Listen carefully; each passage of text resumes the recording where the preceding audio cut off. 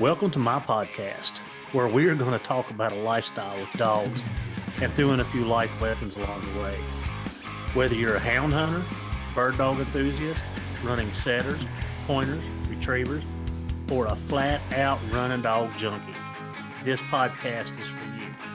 I am your host, Heath Hyatt, a certified law enforcement canine trainer with over 3 decades of personal and professional training and handling experience.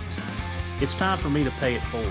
So grab your leads, lace up those boots, and come and join me on this lifelong process of teaching, training, and learning.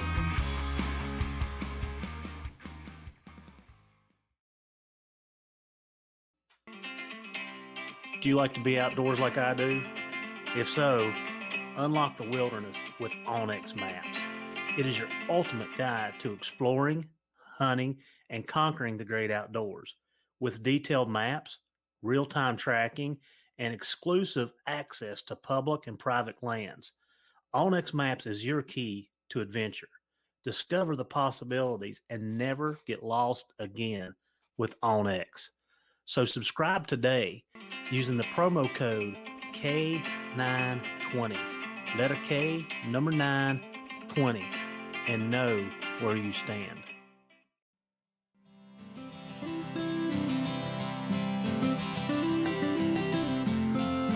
Today on the journey, we are going to dive into some scientific and nerd out a little bit on nutrition. I have really I like to study it. I'm trying to learn it. I wanted my dogs to perform the best that they can perform. And I have found a food that I really do like. I've been feeding it for about 3 years now. And actually our canine guys are feeding it. They've seen what it's done for my personal dogs, and everybody has kind of jumped on board, and we're feeding it to our police dogs. So today we have Emily Corey from Corey Nutrition, and Corey Nutrition, basically they make the product Inukshuk, and we're gonna pick her brain because this is what she does, and learn about the food, learn about food in general, learn about what dogs need to sustain a proper health, and then when you're running.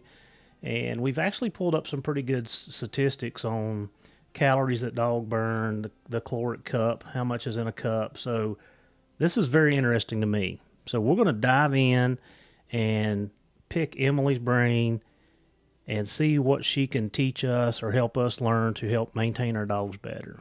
Emily, how is everything up in New Brunswick today? Things are great, Heath. It's finally starting to cool down a little bit here, so it's feeling a little bit more like Christmas. Cool down? Is it hot? Has it been hot? Well, no, but we've had an unusually warm fall here, so it's been up around 70 for up until November, which is late for here, and then it dropped down below freezing, and we really haven't looked back, so it's been a bit of an adjustment period. Yeah, it was like that here a little bit. The last week it was in the mid 40s to mid 50s most of the week. This week, today, it's been a little cooler. We're supposed to be getting some sleet and freezing rain coming in tomorrow night and Thursday. So I like it in that 35 to 45 range. That's kind of especially when I'm hunting. I don't like it when I've got to walk around in a t-shirt. It doesn't feel normal. Yeah. So Emily, I know I've picked your brain, and I want to learn, and I think this would just go across the board for most dog foods. But tell us a little bit about Inukshuk and the symbol, which I know what it is because I've researched it, and I know what it is. But tell us about the symbol first. How did you come up with that? Yeah. So. Our company's been around since 1982. Our roots themselves are in making feed for the aquaculture industry. So we're right on the East Coast in Eastern Canada. We started making food for salmon farms is where we started back in the 80s. Mm-hmm. When we started dabbling in dog food, really what happened is we had a guy that was coming in here from a central part of the province where there's no real water around. We knew he didn't have fish, but he was buying a metric ton of fish food at a time. And after the third or fourth time he did this in the wintertime, when fish really aren't eating either, we asked him, like, what are you doing with this stuff? And what he said was, oh, I'm feeding it to my dogs. Feeding it to your dogs? He's like, yeah, I've got a sled dog team, and I can't find a food out there that has enough energy in it in order to be able to sustain them when they're running in the cold. So I've been feeding them this fish food. And we kind of looked at him and was like, well, that we can make you something better than that. And really, that's where it started. So we're Inukshuk professional dog food.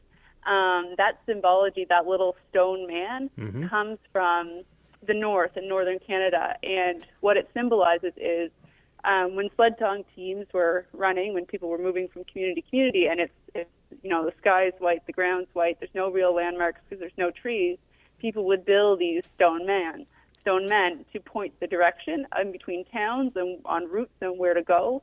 Plus, they would use them as caches, as food caches. So there'd be food or sweaters, like stuff stored underneath these stone men for people that were traveling through the community. And since we were developing a food specifically for sled dogs at that time, that was what we felt to be a very great northern symbol of what this food would represent. Oh, like I said, I had researched it and knew a little bit. You give me a little bit more information, but that's pretty neat that, like everything has a meaning behind it. Mm-hmm. So it really does. Yeah. So Emily, go ahead and just, tell us. I know the brands that you have, and you've just recently entered up, or y'all have put the marine in with the fish-based proteins. Just kind of give us a rundown of the dog foods, and then we'll get into like puppy nutrition, raising the pup, what the pup needs, and then we're going to get into kind of some meat and potatoes of like what you guys have built and why you built it. Yep. So we have 5 formulas within the Inukshuk line. Mm-hmm. There's 3 that we call the original, and you'll notice the numbers. There's 2 numbers in each of the names, and what they represent is the protein level and the fat level. So we have a 26-16, we call it, but that's 26% protein, 16% fat. A 30-25, so 30% protein, 25% fat, and then a 32-32, which is the 32% protein and 32% fat, which is the highest energy dog food that exists on the marketplace. We just recently, in the last year and a half, launched kind of a parallel line to go alongside it, and we're calling those Marine 16 and Marine 25, but they are a 26-16 formula, but with all fish protein and slightly different carbohydrate base. And same like a 30-25 formula, so Marine 25 with that same fish and slightly different carbohydrate base than the originals. Mm-hmm. Yeah, I'm running. Well, I pretty much maintain 30-25 throughout the year, and then I had bought a pallet of the 32-32 last year, and I had some left over, so I'm actually feeding that to 6 of my dogs right now. But when you talk about the different proteins, so you use chicken basically in the 30 and the 32, and then you have the fish in the 25 and the 16. Yeah, so we've got in the original line, the proteins in all 3 of the formulas are chicken and herring, and then in the marine line, it's herring, whitefish, and salmon blend. Yeah. So let's get into like one of the things that throws people off on some of your ingredients that I hear them say. That's the first thing they say is, "Oh, it's got corn in it. It's got corn in it." And yes, we know that corn is a sugar and it turns into carbohydrates. So tell us, it really don't matter why, because the proof's kind of in the pudding, but tell us a little bit about the corn and what it's doing and what you've added it into there for. Yeah, so the reason that we use corn in our diet is, well, there's a multitude of them. One, we use it because when finely ground, which is what we do here, we grind things down to the consistency of flour, and cooked, it is a highly digestible carbohydrate source.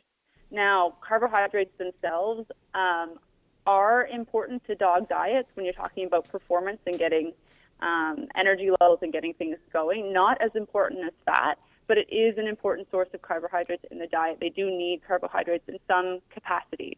Now, we use corn because it is so highly digestible. It's also very highly researched. It's been on the market for really quite some time. And due to that fact, we know a lot about it. We know how the dogs can use it. We know that in terms of digestibility, it's quite high.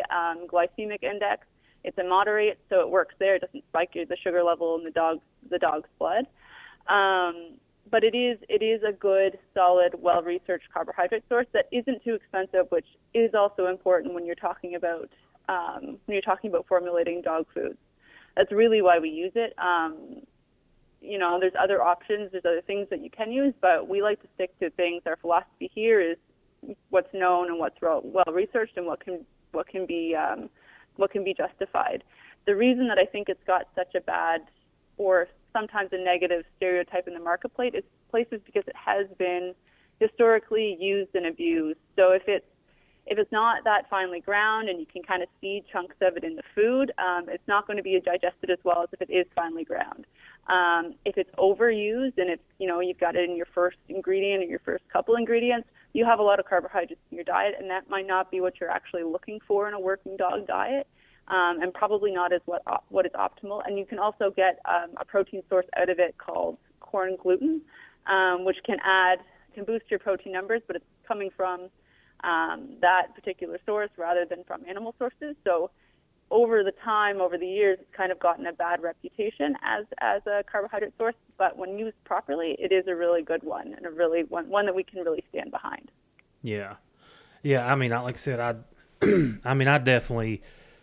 Like I said, what got me using your product is I have some good friends in New York, upstate New York, and Harris's daughter, she runs the Iditarod. She lives in Alaska, and she actually took over some of Arlie Reynolds' dogs. I don't know if you know who Arlie is, but she took over some of his dogs, and she runs them. And Harris said, because, I was feeding Purina at the time, and he was like, Heath, you really ought to look into the Inukshuk. And I'm like, well, I don't even know what it is. So we got to looking at it, and he was telling me.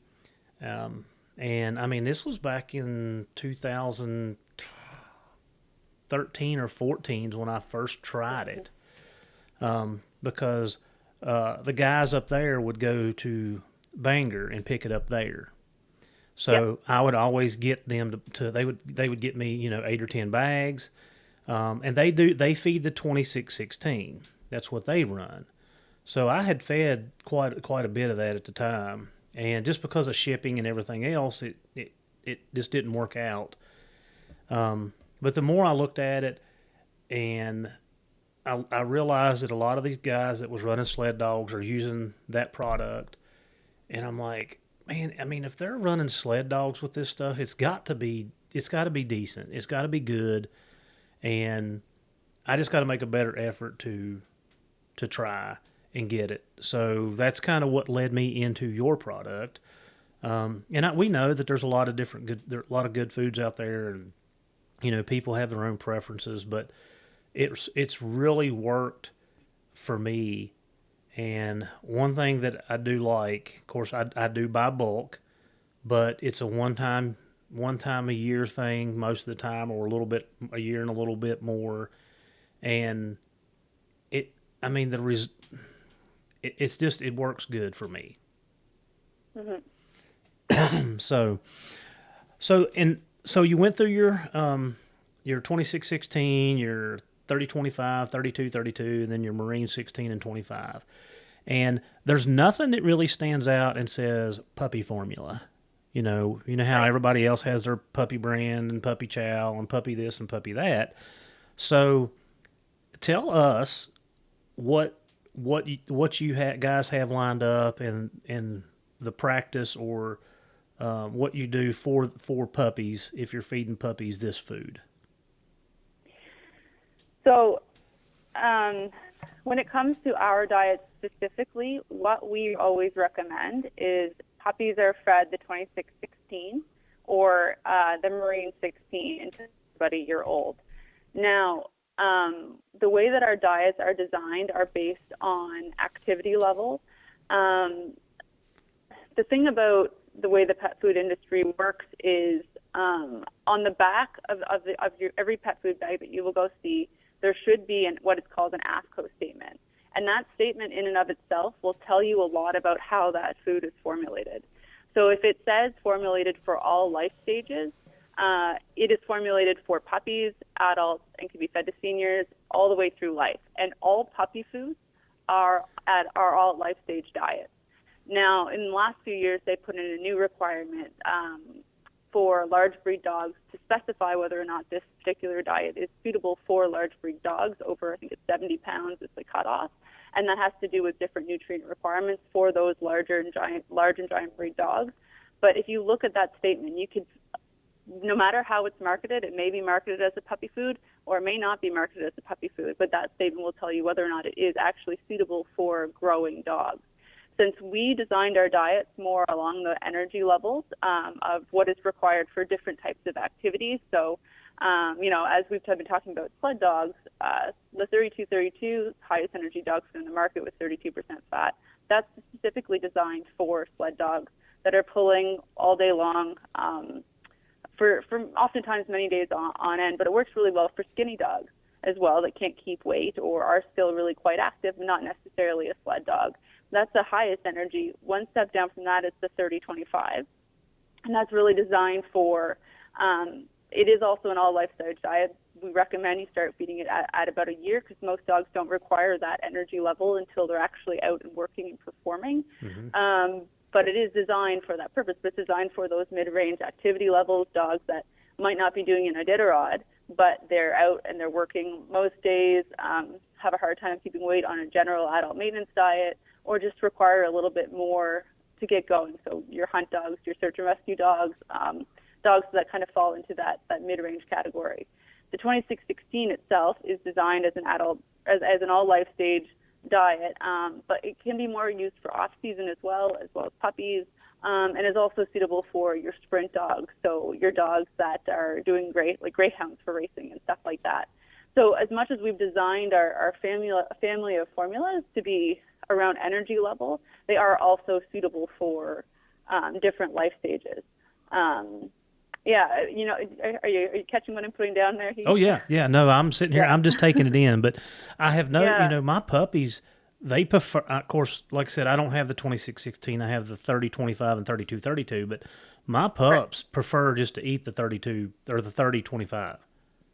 Yeah, and that's fine. We don't recommend that to Joe Public, just out of cautious, being cautious, but professionals. It is absolutely suitable for that life stage, and you're more than welcome to do that. Yeah. So feed in while we're on the lines of pups before we move into something else.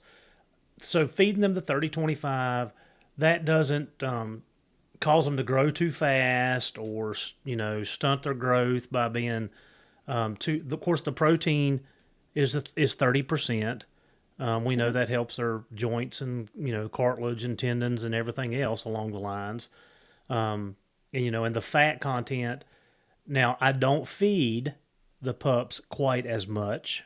I have learned to adjust accordingly. But you don't see any downfall from doing that. No. Yeah. One of the biggest thing you're looking for growing puppies, especially when you get into the larger dogs, is your calcium and your phosphorus. When you see issues, and really what the AFCO statements are built around are cutoffs in calcium in particular. When the calcium and phosphorus levels are too high for large breed dogs, you can start to get into those issues with hip dysplasia and other skeletal issues with the skeleton. And that is really the biggest driver there. The thing about the 3025 is that it's still built. The calcium levels and everything are completely accessible for dogs of all stages. The energy density is a little bit higher, of course, with the higher level of fat. So you're right, you just need to scale it down a little bit. And we do have extended feeding guidelines on our website now that offer that life stage for that formula, so that you can kind of gauge. where you need to be. The biggest thing always being, you know your dogs better than we will ever know your dogs. And, you know, you're looking at body condition, you're looking at the overall health of the animal. And if it looks healthy and it's growing healthy, you're good. You might need to adjust up or down a little bit on what you're feeding based on that. But it's completely suitable. Yeah, I mean, like I said, I've had good luck on it. And while we're Yeah. talking about the energy levels, I want you to dive into that just a little bit. That make sure everybody understands that dogs get their energy level from the fat content Right. and not like the protein. I mean, I'm not saying protein's not important, not at all, but I'm just saying I think a lot of people don't look at the fat content on, and especially for us. I mean, we've been running. I mean, I've been running since August. I mean, August, September. I did have a little downtime in October, but I did make a couple trips down east and hunted. And in November, I was down in North Carolina hunting. And then, of course, our season's in full swing right now, and my dogs are pretty much going 5 and 6 days a week. So, you know that I need that. Like I need Yeah. that, and I can see, like I can see how it benefits my dogs over some of the other guys that are not feeding. They're not even feeding quality food. I won't say who, but they're not even feeding quality food. I mean, if they were feeding a good quality food, then I feel like it would be different. But Yeah. nobody is feeding the fat content other than me. Right. So there's three nutrients in the food that can provide calories to the dog. The first one is the protein.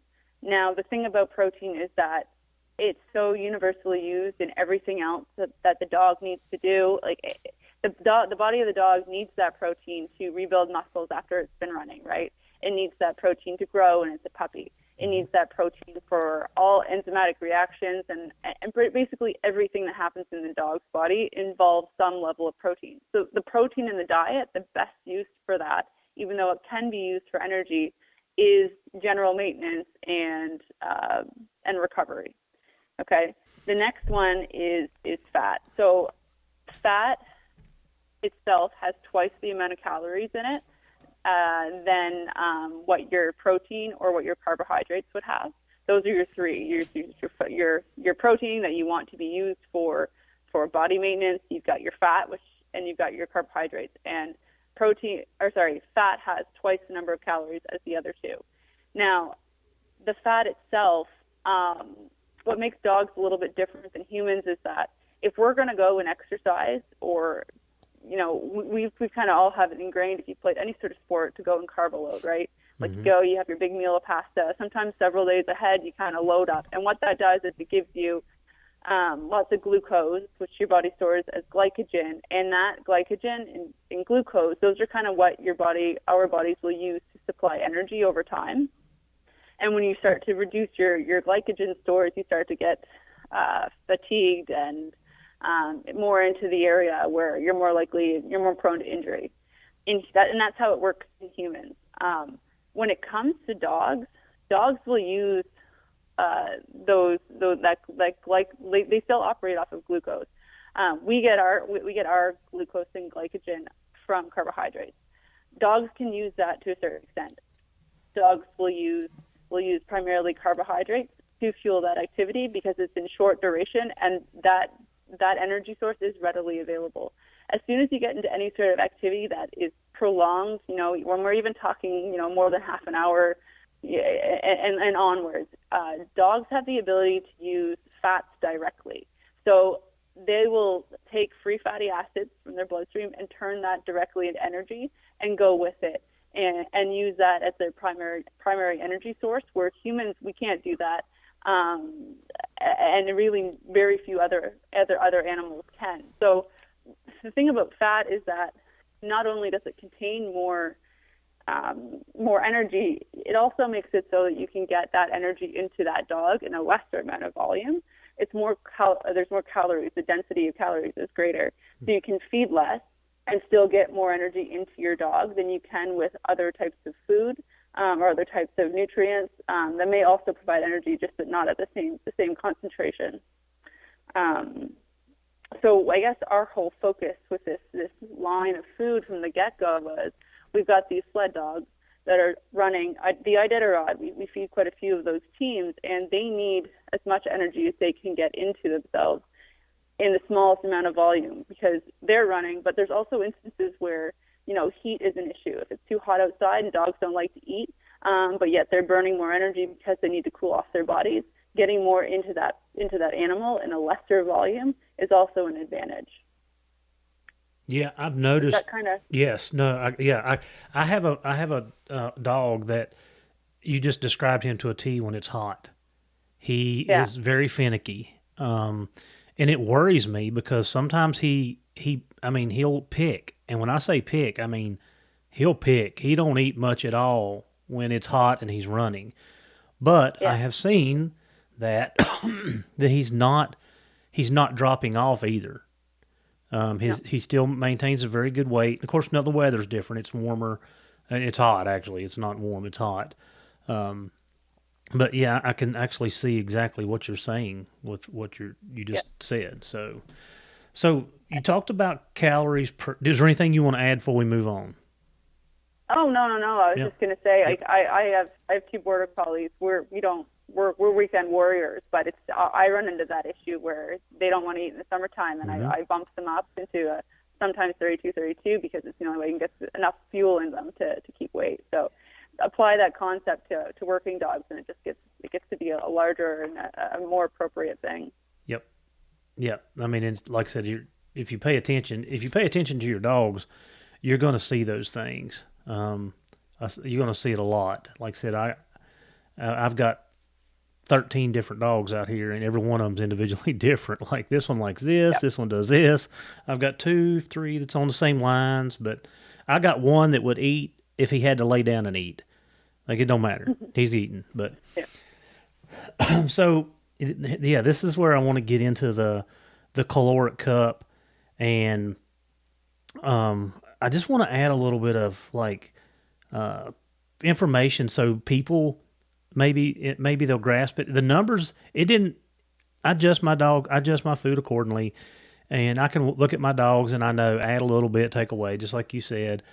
But even with me being able to do that, after I got to looking at these numbers that we're going to talk about in just a minute, I was still underfeeding my dog. My dog still looked good, but I think this is going to bring a light to a lot of people.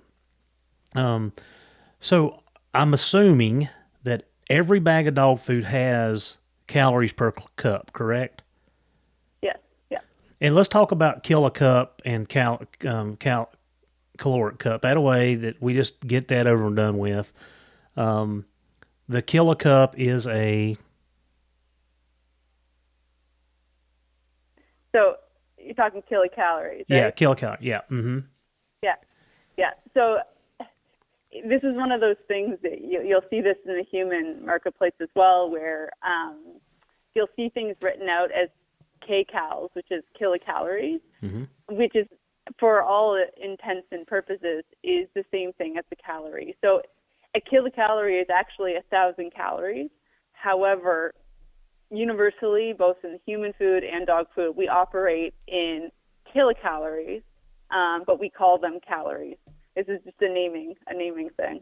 Mm. Yeah. So okay. Yeah. I mean, that way people aren't asking. I've been asked that a lot. I'm like, I don't know. It's just a cup. It's just a just one of calorie those per silly. cup. Yeah. Yeah, it's one of those silly things. So I'm going to put some numbers out here, and you correct me. This is your dog food, but so the 32, we're running about 720 calories per cup. Yes. Okay. 30-25, we're running 578. Yes. And then if you use the Marine 25, I'm actually gaining. It's 580. Yeah. Pretty close, though. Yep.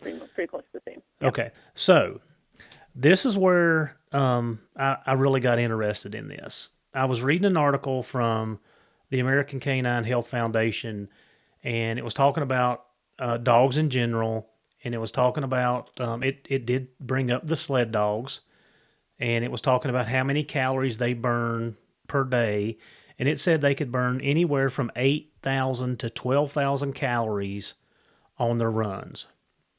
So I got to looking at that, and I'm like, well, wait a second, 8,000 to 12,000 calories.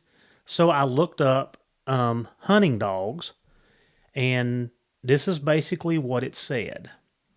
And you can go on, if anybody wants to look at this, they can go on the American Canine Health Foundation, and you can Google it. How true Google is, I don't know, but that's why I've got a professional on the other end of this podcast helping us out. But it said that for every for every pound your dog is, so I'm just going to use one of my dogs. Spook is Yep. 64 pounds. It says Yep. that he burns 8 calories per pound per mile. So I had to break out my calculator, and I'm like, okay, so 64 times 8 is 512 calories.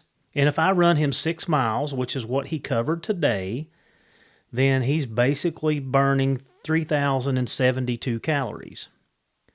So then I got to breaking it down per cup. Okay, so I'm feeding, Spook was getting about 3 to 3.5 cups is what I was feeding him, and I'm feeding a 30-22, so that's 720 calories per cup. That's what I was feeding him. So I'm like, wait a second. When I done the math, I was coming up about 5 to 700 calories short. So here it is, winter. The dogs are running in water. Saturday was awful. They were soaking wet. I mean, they looked like they'd swum a lake. And I'm like, okay, so he looks okay. He looks good to me by eye. But in reality, like, I'm not giving him enough calories to maintain or even replenish what he just burned. Right. So anyway, I had to up him to 4.5 cups, and that's the 30. That's the 32, which is a lot, because in the summertime I can feed a cup and a half of that, and a half a cup to most of my dogs because I've got some little dogs, and they look like. I mean, they're fat. Yeah. So talk to us. I mean, tell us a little bit about that. What's your take on that? And I even broke it down to the 30-25. If I'm running 6 miles with some of my smaller dogs, I'm still needed to feed them 4.2 cups. So I would probably just go ahead and feed them 4.5, because it is winter time. I mean, it's getting cooler. Like I said, they are in an adverse environment. A lot of times it's wet. They're crossing creeks. It's been really the last week. It was raining pretty much every day. The dogs were soaking wet. So that kind of, like, it really opened my eyes that even though in my mind I'm doing good, but if you break it down, and this is accurate, 8 calories per pound per mile. Like, that's a lot of calories. How do the sled dog guys put 8 or 10,000 calories back in their dogs? It's you gotta feed a really high fat food. It's really the only way that they can get those calories back in your dog. When it comes to running dogs, there's so many things that kind of factor into that. Like, as you said, your dog's body condition seems to be maintaining. That's always a good thing. And if you start to see that drop off, that's something where it's a very good indicator that you should be upping your how much you're feeding your actual dog. The other indicator of how you're doing, oftentimes, especially on the higher fat diets, is your stool quality, because if you start to overfeed, you'll start to see a looser stool, and that's a pretty ready indicator that you might be not feeding or feeding too much to that particular animal. Mm-hmm. But that's the thing, Heath, like, you're right, there's so many things that factor into that. There's the individual dog itself and the size of that dog. There's the temperature that they're running. If it is raining or snowing or it's wet, that factors in. There's the coat of that dog. Is it a double coat or a single coat? Is it thick? Is it long? That all factors in. The intensity of the exercise, the duration of the exercise, all of that stuff factors into how much you actually need to feed that animal. And like, we all dog food bags, you'll see recommended feeding guidelines on there. Those guidelines are built around your average adult dog. So taking that into consideration, what the general rule is for dogs that we would be performing hunt tasks at, what they would call the thermoneutral zone, which is, more your ambient temperatures. So let's say, just part of my Canadian brain here, but I think about 60 degrees Fahrenheit to about 73, 74, somewhere in that range would be thermal neutral, where it's not cold, it's not hot, they don't have to worry about their body temperature itself. In that range itself, the general rule of thumb is the dog will require about 1.5 to 2.5 times what the adult maintenance requirement of calories would be to fuel that animal in that particular climate. Now, once you get into, even if it gets down to be about 47 degrees, somewhere in that area, you're talking about probably another 25% increase in calories on top of that 1.5 to 2.5. So it does add up quick, and if you're not kind of paying attention to it, you very much can get into a situation where you may be underfeeding your dog, and you may not know right away, but you may see it in either performance or you might see it in weight loss over time. Well, and I think, and I've been guilty of this, that, I start running my dogs, and I'll just use December because I want that the weather is very important now. And I'm sitting here reading from the Canine Health Foundation. I was just reading while you were talking. It's saying here that every 10 degrees drop in temperature, you should increase the dog's 7 to 7.5%. And that's after you get a baseline, which is what you were talking about. And then it said, factors in stress, travel, excitement, hunting, and other activities. So, I can see this in my dogs, and I'll just use mine for an example.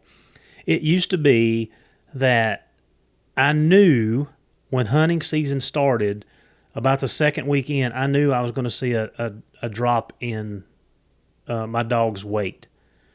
Not to the position of they're starved, but a little bit thinner than I would like them to be. If you look at and even like for me, even though it's cold right now, and it was 30-some degrees this morning, I know that looking at those 3 ribs when the dog's working, that's kind of where you want them. And you can lay your finger between their tailbone, but you don't want those tailbones up. They can have a slight valley there. I like mine to be just a little bit heavier than that this time of year because I do know that they're burning so many calories. And I think, us as hunters, we see that shock to their system, where we were feeding dog food A and we feed them 4 cups or whatever it may be. I'm just going to use 4 cups because that seems to be the norm. I feed them 4 cups and I hunt them for a week, and by the second week I'm feeding them the same, but my dog's body structure, the body makeup is changing because they're burning so many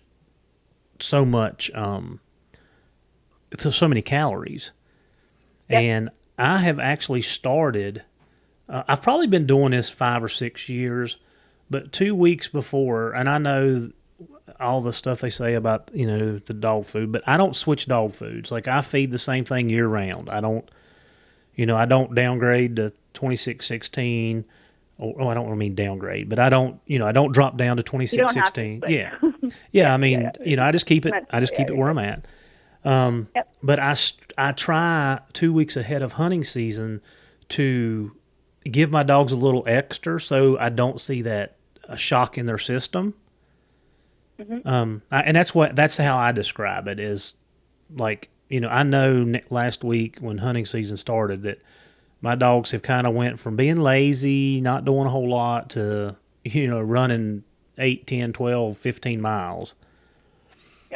So I try to avoid that. But what you're saying, the way you're explaining it is exactly what we're seeing. It's just in a more technical term. Yeah, absolutely.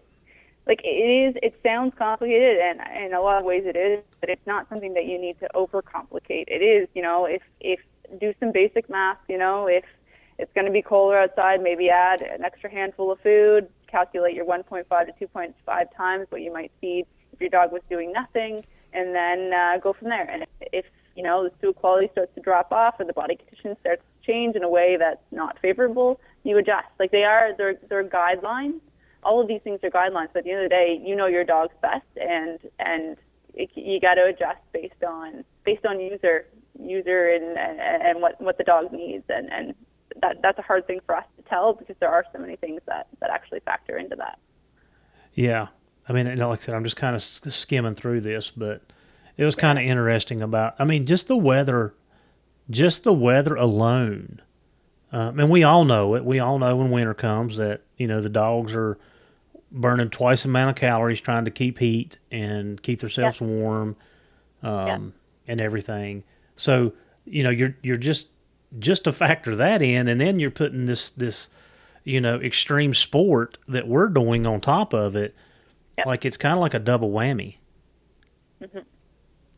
So, anything else on like the endurance or the performance side of things that you can add to us or help us or give us some knowledge about? It depends on what you're looking to know.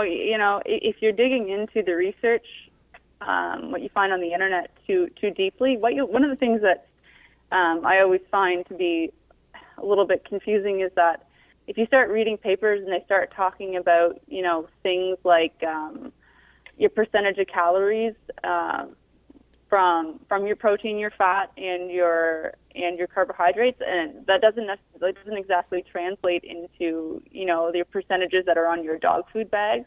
There's a few things and tricks and whatnot I can send you after. I don't know if you put a post up alongside things that can kind of help alleviate some of that confusion, because given that there's more energy in fat than there is in carbohydrates and protein, sometimes you'll see that sled dogs should get 60% of their energy from fat, and that does not translate directly to what you would see in the store shelf. So there's tips and tricks, and I'm sure there's online calculators too to kind of help make those conversions when it comes to working dogs, because that's how science works, is in the calories from the different nutrients. Whereas you look at crude protein and it's not the same thing. And there's a few basic things that I can send along, and I don't know if you guys are interested in that information. Yeah, absolutely. Yeah, we'll add it to the show notes where people can go on it and click and look at it, and definitely. I mean, anything that like I said, when I started reading this, it kind of it really shined a light on more. I don't even know the word to use. I don't want to say maybe the scientific. It was a more scientific explanation of what was going on within my dogs that I didn't know internally. It was what I was seeing externally as far as their body makeup, and it opened my eyes. And I'm like I said, I'm assuming that this is a reputable site. It's got a lot of information on it. I mean, I didn't see that it was a peer reviewed or anything, but it has a lot of educational stuff on it. But it really, like I said, and like I said, I feel like I feed my dogs really well. Like I feel like my dogs look healthy. They maintain a good, healthy weight. And then I'm reading that 8 calories per pound per mile, and I'm like, man, I'm underfeeding my dogs. Like, I may run 10 miles 2 days in a row, and then I don't run a mile, or I may get really lucky and go 300 yards in tree. So those days are actually making up for the 10 miles that I've underfed. Yeah, it's a lot of averages in the end, right? Like. Mm-hmm. If your dog's running all the time and you're constantly underfeeding, then you'll eventually see that your dogs are starting to thin out. But if it's less frequent and you're maintaining weight, you're in a better spot. Well, and the dog's just going to perform better. Right. Yeah. He's got the energy to do it. There's a couple other things too, when we're formulating diets, what we try to do, and that in terms of performance, probably are helpful. Our diets or other people's diets, it doesn't really matter, but you want, when it comes to performance animals, you want your essential proteins, your essential amino acids, the building blocks of proteins that the dog must get from the diet to come from animal sources. It's more digestible. They can get more out of it. So, we always formulate our foods with more than one animal protein in them, and that's a good rule of thumb and a good thing to follow if you're looking for a performance food. Same thing with fats. So, a range of fats. There's essential fatty acids as well that the dog needs, and we try to get those in from a variety of different fats as well, and that kind of it helps with olfactory as well. If they're unsaturated fats, those fats that are liquid at room temperature, things like fish oil,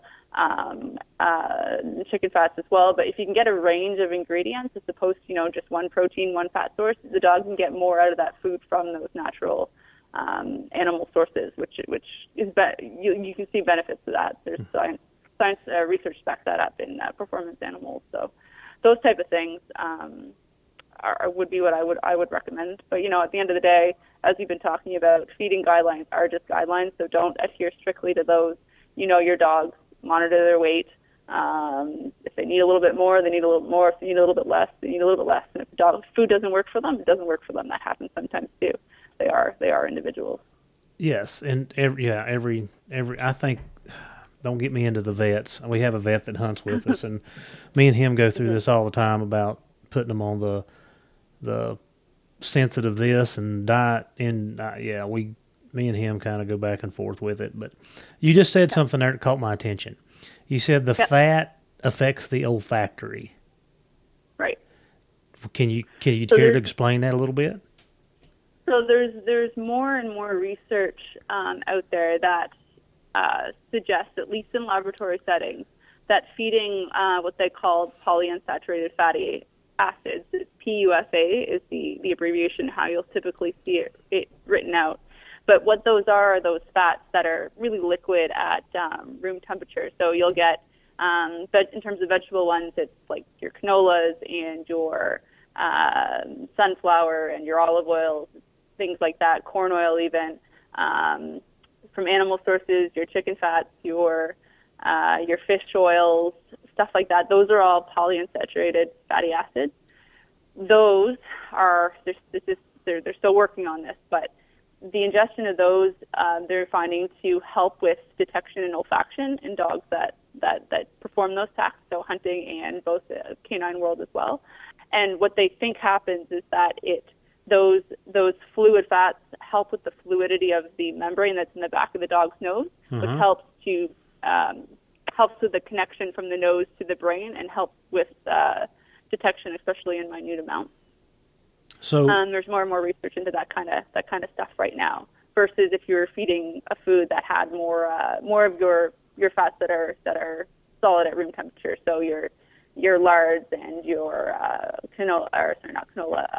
coconut, things like that. So interesting. So it's basically keeping that part of the olfactory system in the dog's nose more lubricated, is what you're saying. Kind of, yeah. Yeah, and it's so far this study has said that they're able to pick up a lesser trace of the odor. Less of at least in laboratory settings, yeah. And there's been a few studies done on it in a variety of different species, and it seems, breeds, it seems to hold true. The exact reasoning is still a little fuzzy, but the thought is that it increases that connection in between the nose and the brain. Wow. Well, if it works, I need colder nosed dogs. So if it works, I'm willing to give it a try. Emily, is there anything else on the nutrition side? I mean, I know that's what you do. Any tips, any tricks, any just stuff that we should know or pay attention to help our dogs perform better? I mean, at the end of the day, it all comes down to what works for you and your dog. We're big proponents here that if it ain't broke, don't fix it. So if what you're feeding works and you're getting the performance that you want out of your animal, you don't need to change it. If you're looking to change things up, there are lots of options out there, ours and others.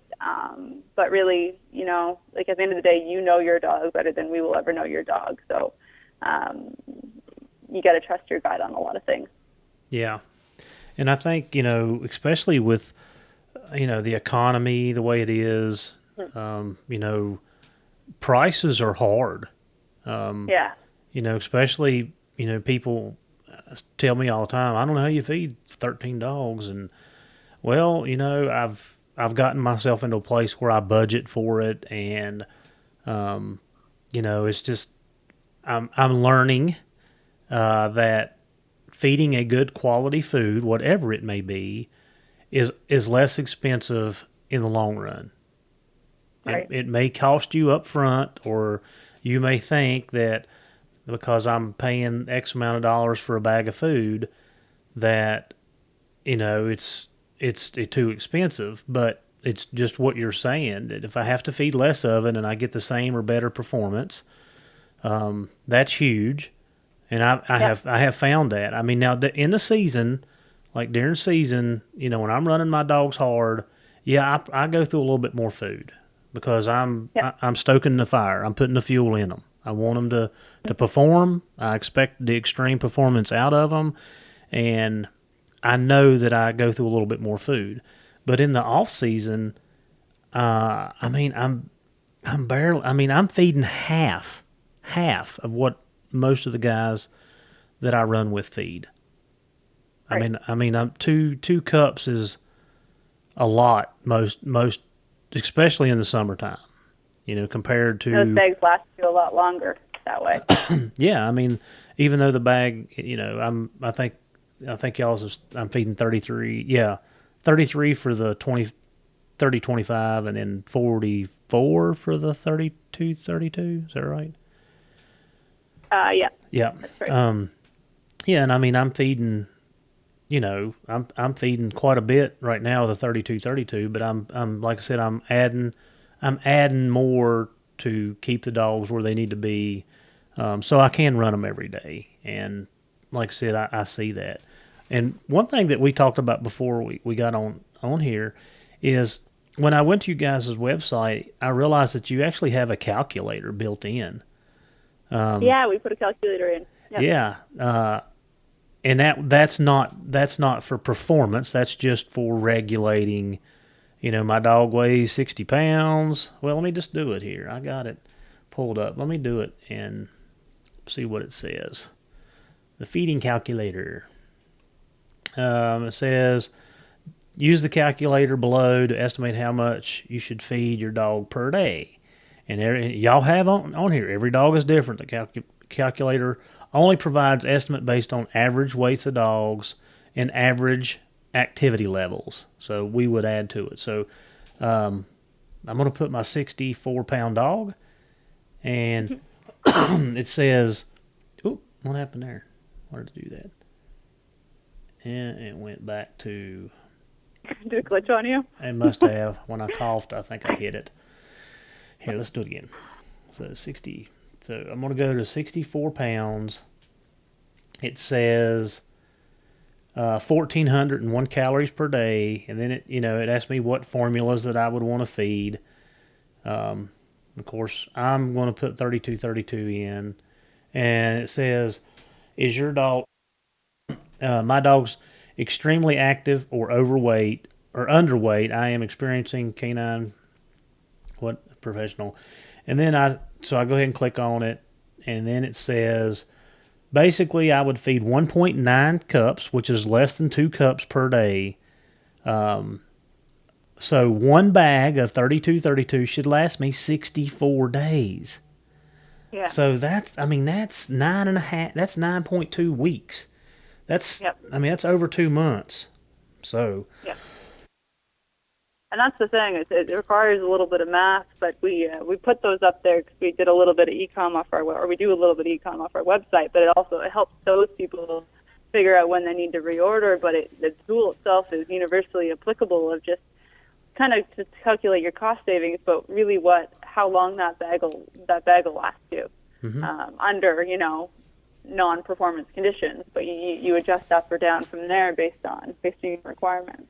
Yeah, and it even says it would cost you $1.45 per day is what it's costing you to feed that dog. So I thought that was pretty neat. Like I said, I'm feeding 4.5 cups right now, but that's because of the calories I'm burning. 4 cups to 4.5, it depends. But I'm trying to make sure my dog's getting 3,000 calories a day for what I'm doing right now. So, like I said, I am feeding more at this point, but come middle of January, I will not be. I'll be back down to feeding 2 cups a day because that's what I need. That's what I feed him when I'm not running him. So this is very accurate because I was doing it without even knowing it. Yeah. So. The other thing too, I guess we can point out while we're talking about this is if you have a larger dog and you have bloat concerns, feeding a lesser volume can help with that. It doesn't necessarily reduce the genetic risk, but you're putting less volume into that animal. So it's sometimes a beneficial thing to do.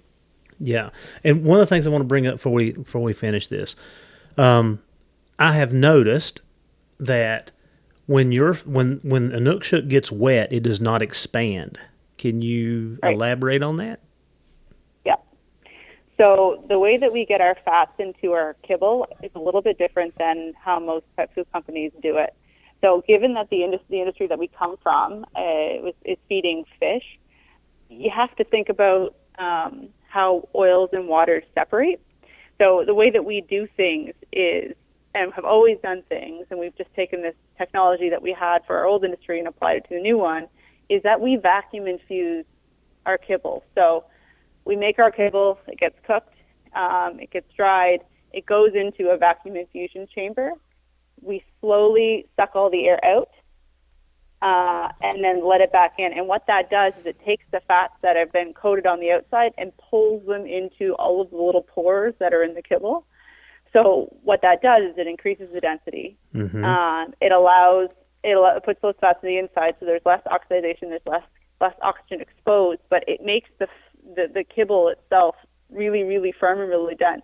And the reason it doesn't absorb water is that all of that energy is now in all of those spaces, so it sinks because it's heavier than water, but it also takes a lot longer to absorb that water because there's no place for that water to actually enter into that kibble.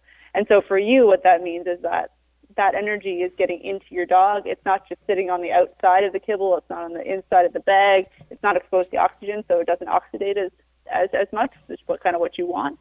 But it gives you that nice, clean, crisp, high energy, high density kibble that's kind of our characteristic and signature look.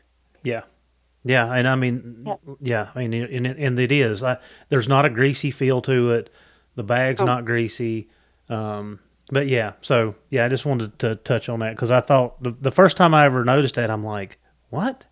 But then I'd watched the videos and I understood the infusion and how that worked. Yeah. But yeah, it was pretty cool.